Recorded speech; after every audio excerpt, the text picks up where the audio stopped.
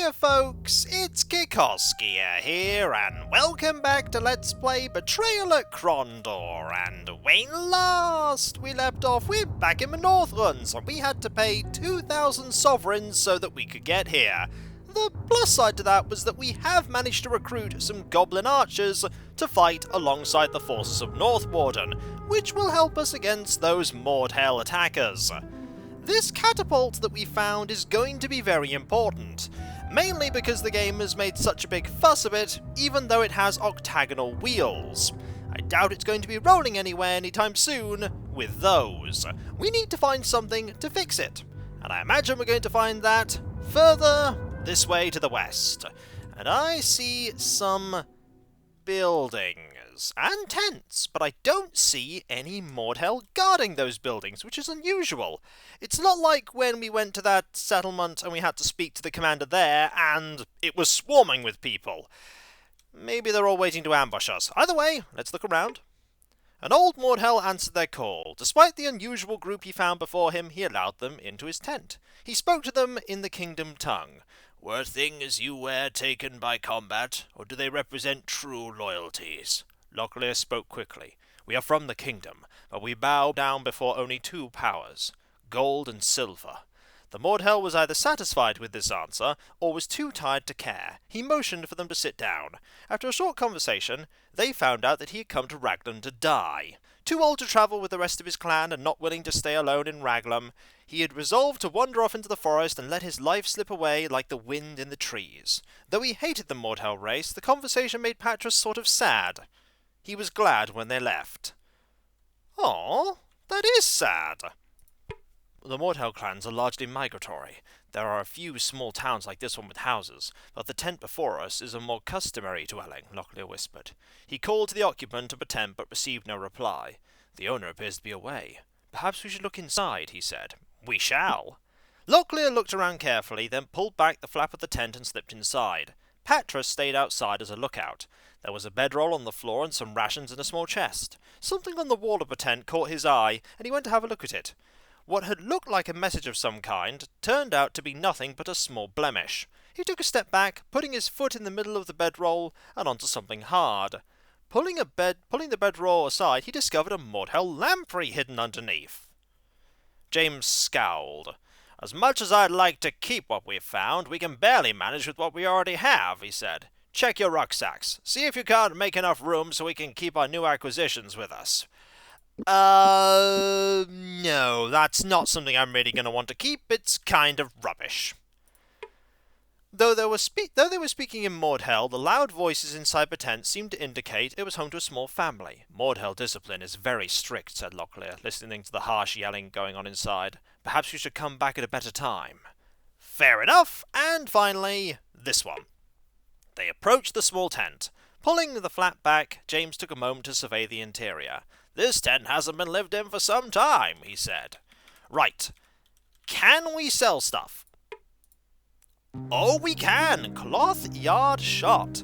It took no extended amount of time for James to discover the establishment catered specifically to archers. Upon opening a latched bin, he discovered a stash of quarrels piled high like ricks of firewood, each meticulously tagged as to where it came from and who had fletched it. Well, we have... Ooh, there are some good things here.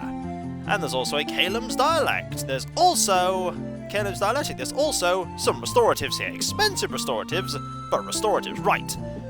We have crossbows we can sell. Do we have something we can repair crossbows with? Not really is the answer. Also, there are silver thorns there. We want to get those. So let's grab these. There isn't enough room. Let's make some room first. Let's make some room. So let's sell this for 326, this for 236, 130. Will you take this armor? No, you have no use for it. That makes sense. So now we can make a bit of room by passing this over, which then means that you can haggle for these. Or not haggle for these, as the case may be. That did not go well. We'll try again.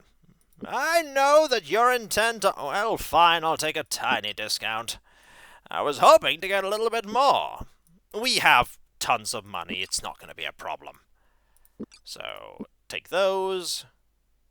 Give them there. So you have 12, 13, and 12.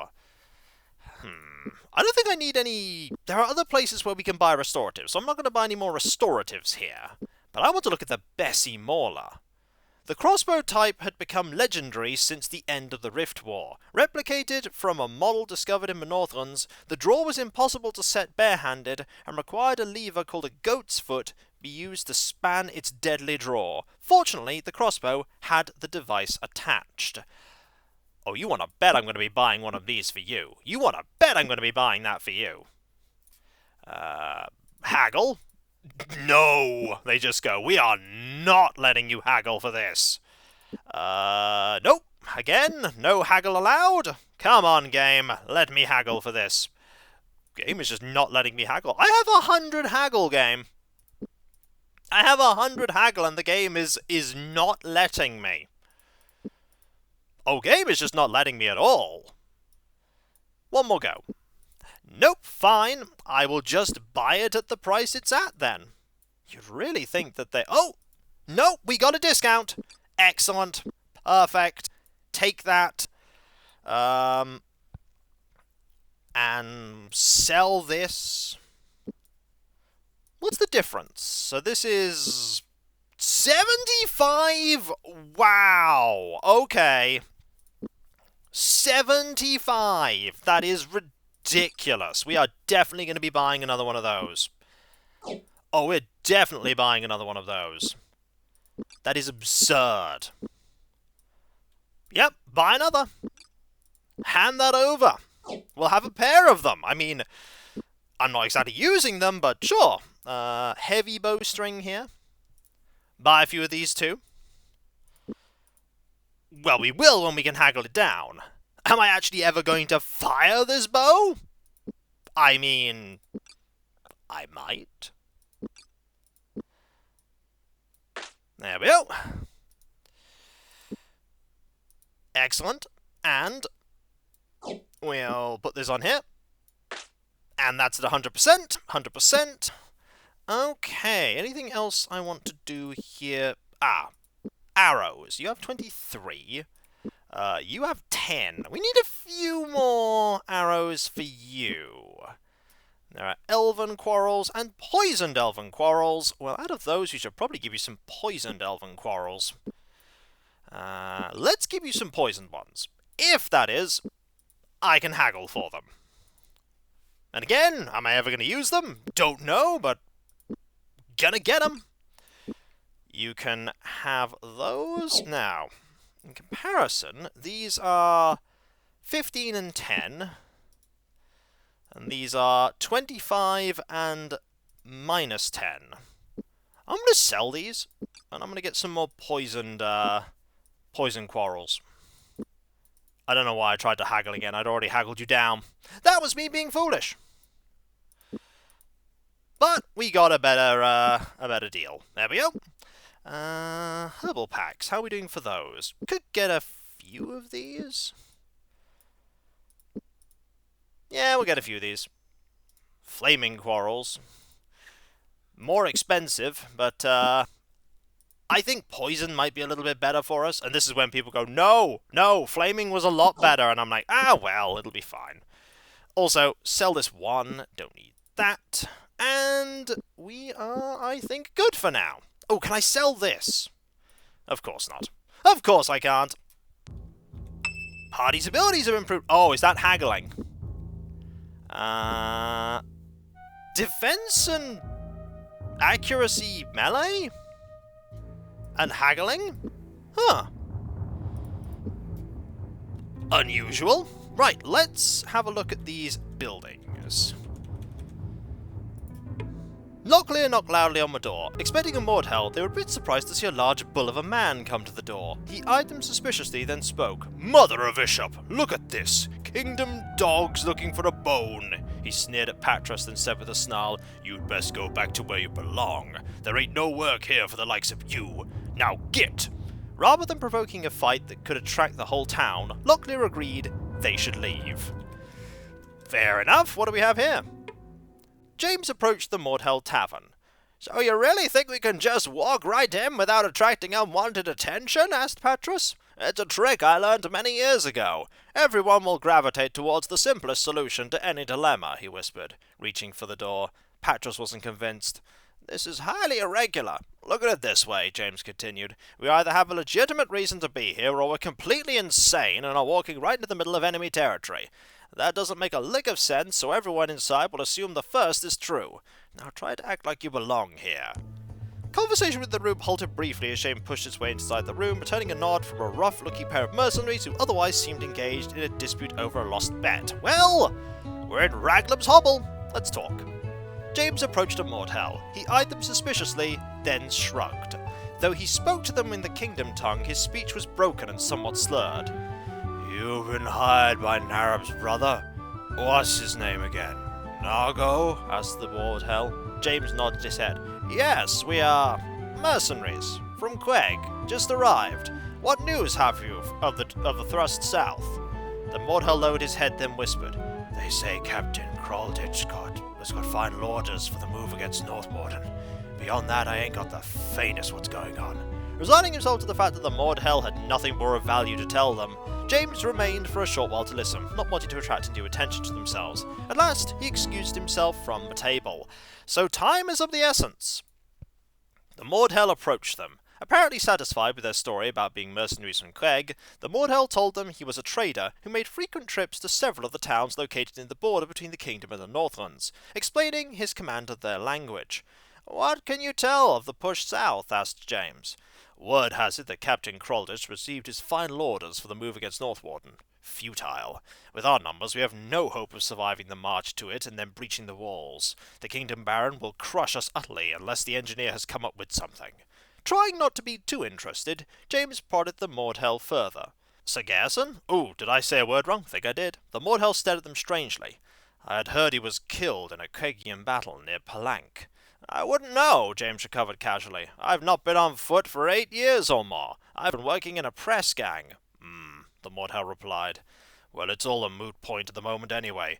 Krondor has locked himself into his commandeered command post to work on the battle plans for a goblin offensive, and the engineer just sits in his house drawing up designs.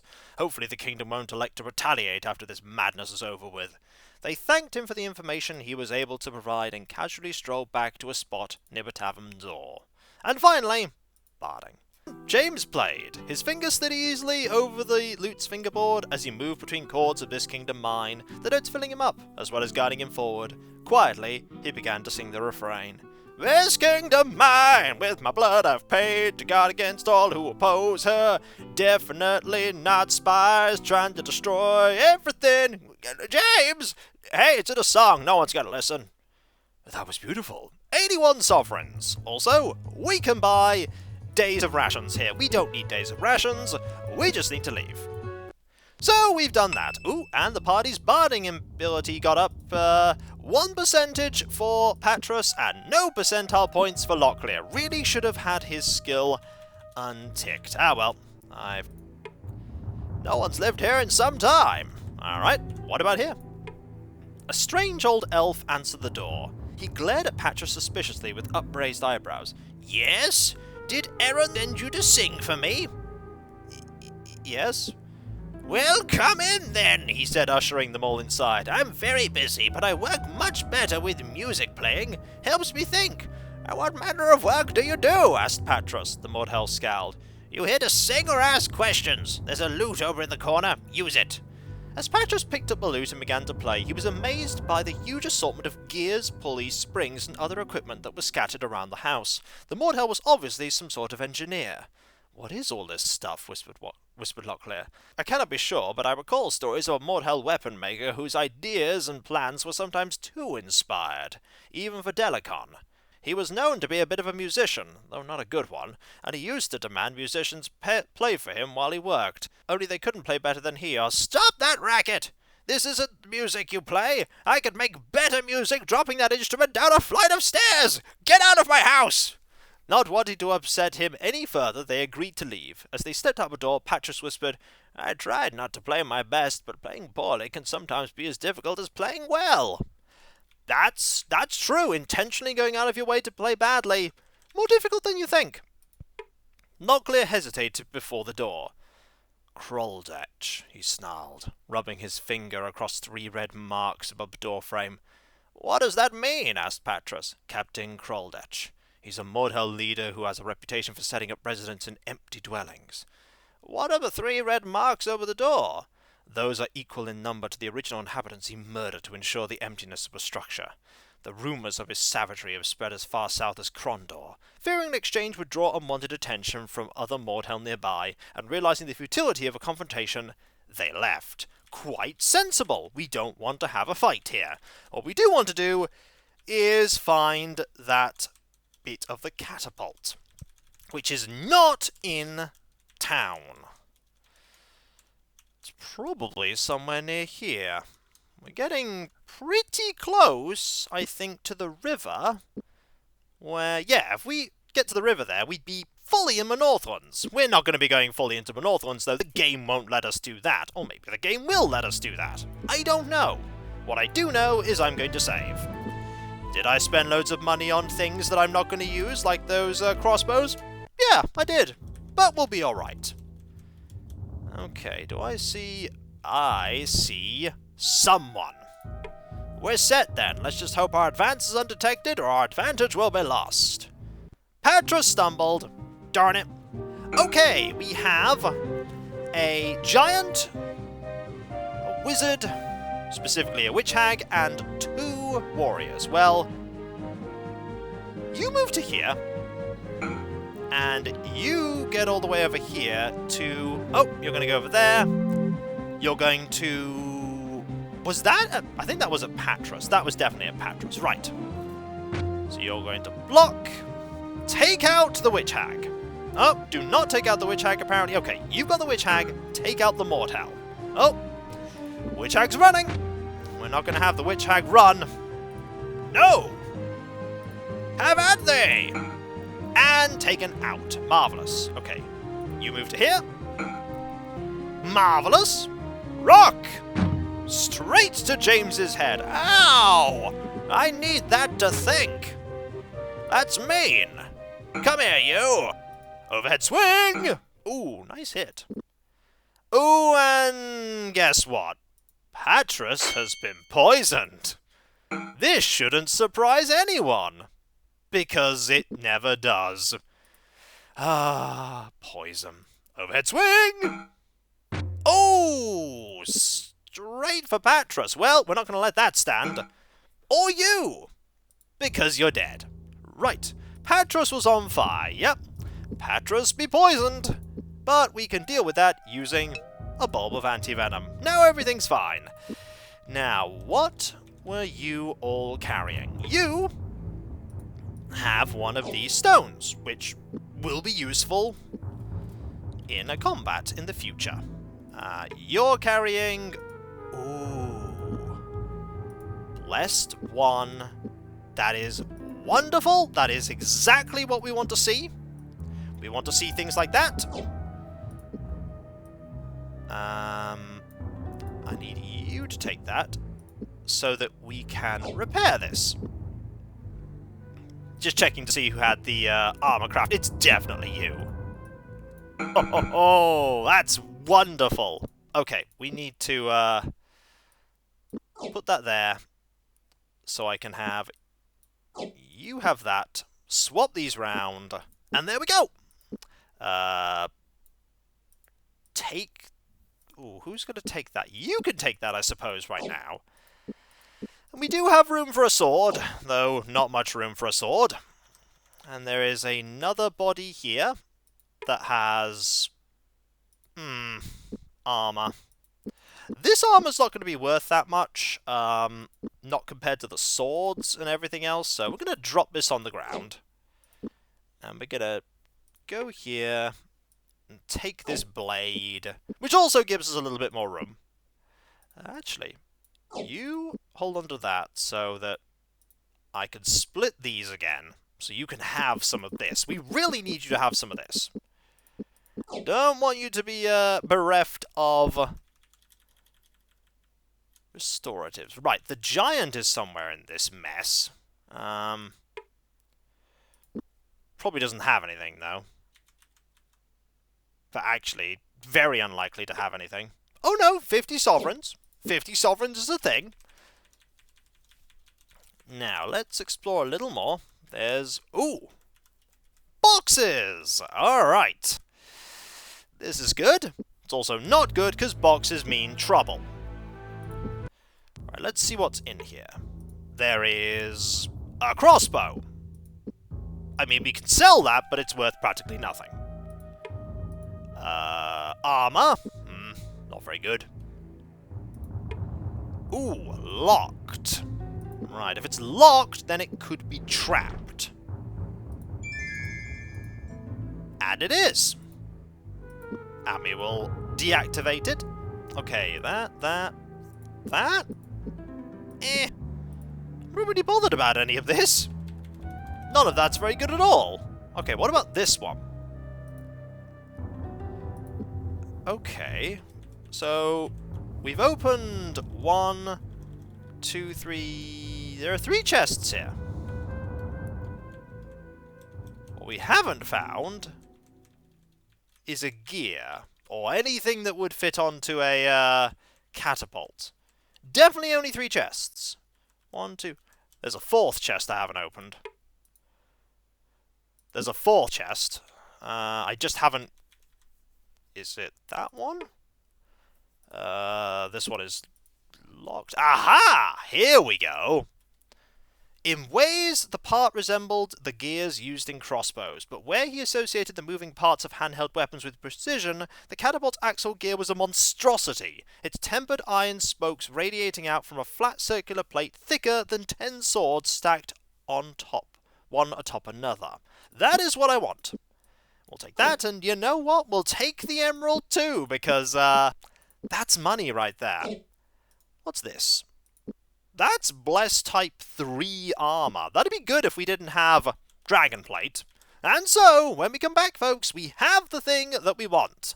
And now all we need to do is go and attach it to the catapult, and let the siege implement destroy what it's aimed at. I get the feeling that the catapult is aimed at the house we need to get the plans from, where the captain is.